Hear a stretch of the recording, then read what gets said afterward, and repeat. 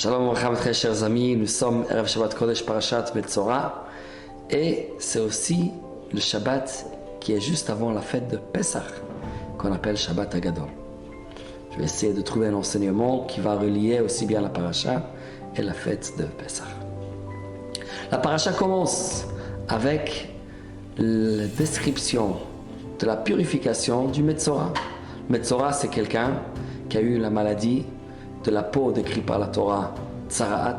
Tsara'at, c'est une maladie spirituelle avec des symptômes physiques qu'une personne, s'il a, ne va pas aller chez le médecin, mais il va chez le Kohen.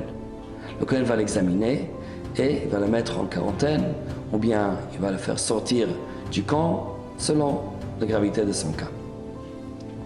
Lorsque le Kohen va constater que le Tsara'at a disparu, le Kohen va prescrire une procédure très spéciale qui dure 7 jours.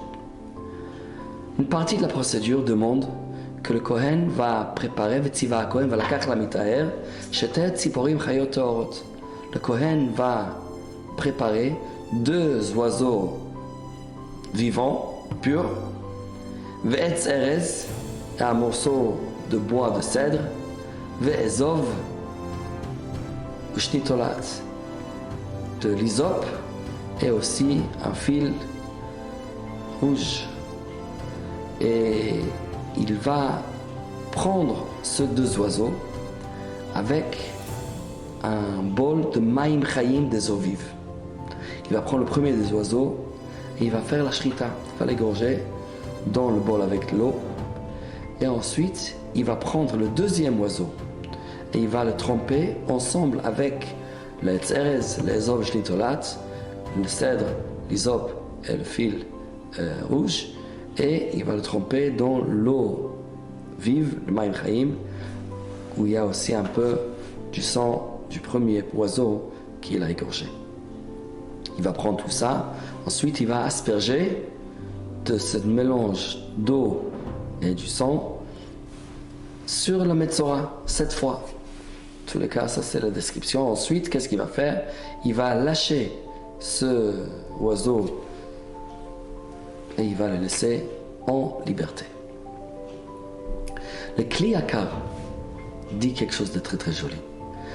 Quoi représente exactement ces 2 oiseaux? Un qu'on va égorger, l'autre qu'on va utiliser dans la procédure de purification, et ensuite on va le lâcher, on va le laisser libre. Le Kli Yakar explique, c'est connu que la personne qui a eu le Tsara'at ne vient pas juste comme ça. Ça vient pour une raison. Et une des raisons principales que le Tsara'at vient, c'est à cause du Lashon Hara. C'est très connu, quelqu'un qui parle mal, il parle de la médisance, de colportage, de paroles interdites. À ce moment-là, la personne reçoit punition sous forme de Tsara'at. Et une des raisons que la personne il est en quarantaine, loin de sa famille, loin de sa maison, c'est que la personne doit essayer de réfléchir, doit méditer sur pourquoi il fait partie d'une société. C'est pas pour parler mal aux autres, mais de justement faire partie de la société et utiliser sa bouche et sa langue, son langage pour faire du bien à son entourage. Un oiseau, ça représente quelqu'un qui pipote toute la journée. L'oiseau fait beaucoup de bruit, on a beaucoup de plaisir d'écouter la musique des oiseaux. Mais l'oiseau représente quelqu'un qui parle sans cesse. Dit le Kli Yakar, les 2 oiseaux, ça représente les 2 sortes de paroles qu'une personne a. Il y a une parole qui est défendue, une parole qui n'est pas bonne, une parole qui est interdite. Ce oiseau, il faut l'égorger. On doit le faire taire. On ne va plus écouter, on ne va jamais écouter cette musique. C'est pas possible. On ne peut pas avoir une situation où il y a les langages interdits. Ça, c'est pas toléré. Par contre, le 2e oiseau, ça représente des paroles, des bonnes paroles.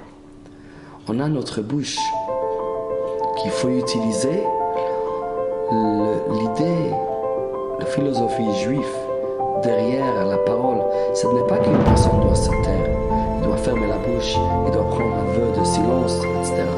Il peut parler, seulement il doit faire attention avec sa bouche.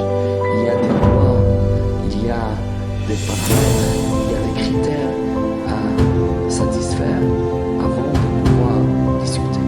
Mais dès qu'on a des paroles positives à dire, une personne ne doit pas se taire. Il faut absolument utiliser sa bouche pour parler. C'est le message de deux oiseaux. L'oiseau vivant est utilisé dans la purification. Ensuite, il est lâché en liberté. Représenter ce oiseau qui a participé à la purification. Au contraire, il faut le laisser vivre. Il faut qu'il continue sa mission de parler et de encore parler, mais toujours dans le cadre positif. Le fait de Pessah, qui est dans quelques jours vraiment à la porte, s'approche à grands pas. Le mot Pessah, on peut le réorganiser en deux mots. P, la bouche, Sach, qui parle. La bouche qui parle. Pessah, on parle beaucoup. Et on doit parler beaucoup. Le soir du Seder, ça fait dans les jours. Même la Seder, c'est le soir où on raconte nos enfants, notre histoire. On va essayer de transmettre notre émouna, notre foi et notre confiance en Hachem. Que ça va continuer à durer de génération en génération. On va essayer de transmettre comme nos pères et nos grands-pères nous ont transmis. On va transmettre pour changer de génération. C'est les gars de la Mincha, il faut pas le Pessah. Le Pessah représente l'oiseau qui est vivant, l'oiseau qui parle. Il faut mettre en valeur ce soir de Seder, la bouche qui parle, Pessah. Souvent, on parle comment il faut faire attention à la bouche, ne pas parler ce qu'il ne faut pas parler, mais il ne faut pas négliger l'autre côté. Il y a des moments où il faut parler, il faut ouvrir la bouche, il faut raconter. Ah, ça c'est un moment spécial, c'est une mitzvah de discuter. Et si on utilise la bouche correctement, alors l'oiseau vivant qui est là, qui va continuer à vivre, qui va continuer à chanter, qui va continuer à nous faire plaisir en écoutant sa musique. Ça, c'est vraiment quelque chose d'extraordinaire. Alors, je vous souhaite à vous tous, Pessah Kasher Vesameach, que ce soit un Pessah, une fête avec plein de bonheur, plein de bonnes nouvelles et beaucoup de bracha et de hatzlacha pour nous tous. Amen Keni Ratzon. Shabbat Shalom et Chag Sameach.